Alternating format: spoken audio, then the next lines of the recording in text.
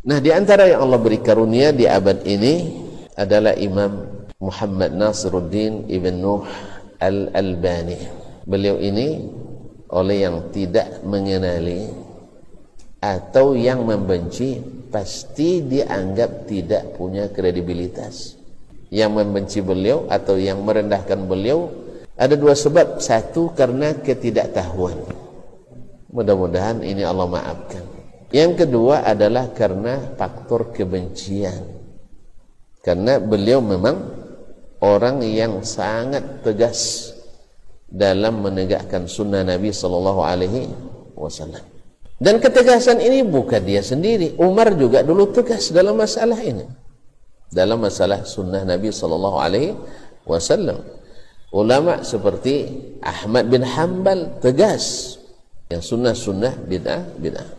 Sehingga sebagian mengatakan dia hanyalah seorang ahli tukang jam. Dengan alasan itu tukang jam, Nabi kita penggembala kambing dulu. Cuma Nabi nak tunjukkan bahwa pekerjaan seseorang tidak menghinakannya, supaya tidak ada kita yang merasa tidak dihargai dalam beragama ini. Nak jadi buruh kasar di pasar, nak tukang cari ikan, itu penjahit. Nabi Idris dulu penjahit nih. Nabi Muhammad penggembala kambing, Nabi Musa penggembala. Supaya nanti tidak ada kita yang merasa rendah, karena Nabi kita yang paling mulia mengerjakan pekerjaan yang paling rendah. Mencemooh orang dengan pekerjaannya ini tidak akhlak orang-orang hebat.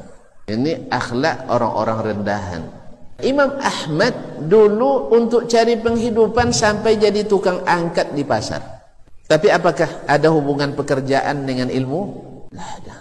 Makanya hujah yang digunakan oleh sebagian hanya tukang jam. Ini hujah fitnah rendahan orang-orang yang tak punya alasan untuk menjatuhkan. Imam Abu Hanifah dulu juga tukang jualan kain di pasar, saudagar dia. Tapi orang tak pernah merendahkan Abu Hanifah gara-gara jualan kain. Oleh sebab itu nasihat saya pada diri sendiri, kalau masalah ilmu jangan dikait-kaitkan dengan pekerjaan. Berilmu tetap berilmu, Allah angkat. Gimana antum mengatakan beliau ada orang tidak berilmu? Tulisannya yang sudah dicetak saja baru 119 buku, dan di antara bukunya ada yang 16 jilid.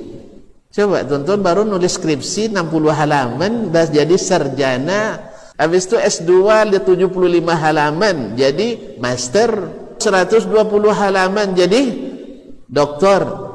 Tiba-tiba antum kritisi sebesar Al-Albani yang kitab Al-Hidayah, kitab Mu'tamad mazhab Al-Hanafi, sudah dia tamatkan dengan ayat sendiri.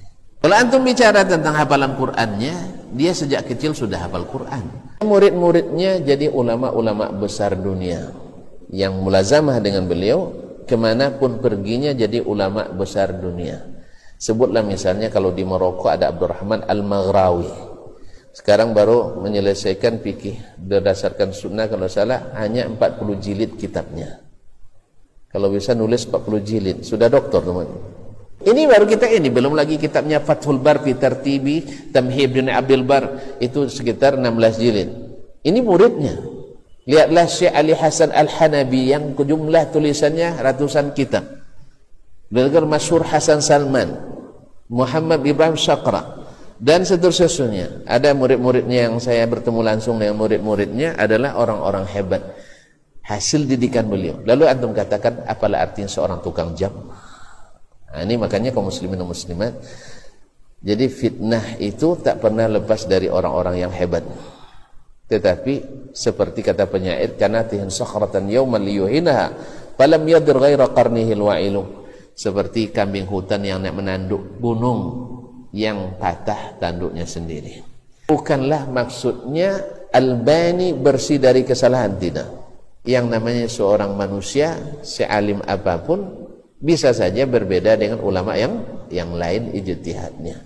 Tetapi menjatuhkan seorang alim walaupun tidak setuju dengan kita adalah cara-cara orang yang tidak sehat akalnya, orang-orang tukang fitnah dan syubhat, dan biasanya Seperti kata orang dulu di masa Imam Ahmad, tak ada yang membenci Ahmad bin Hanbal kecuali orang-orang yang ahli ahwa dan ahli bid'ah. Karena beliau imamu ahli sunnah bittifaqil ummah, kecuali orang-orang Mu'tazilah.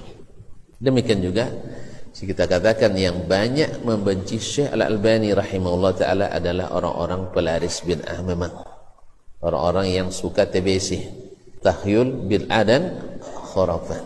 Semoga Allah jauhkan kita dari hal yang tersebut. Maka kita murnilah mengaji ilmu, bukan dengan mencaci maki atau dengan menebarkan fitnah.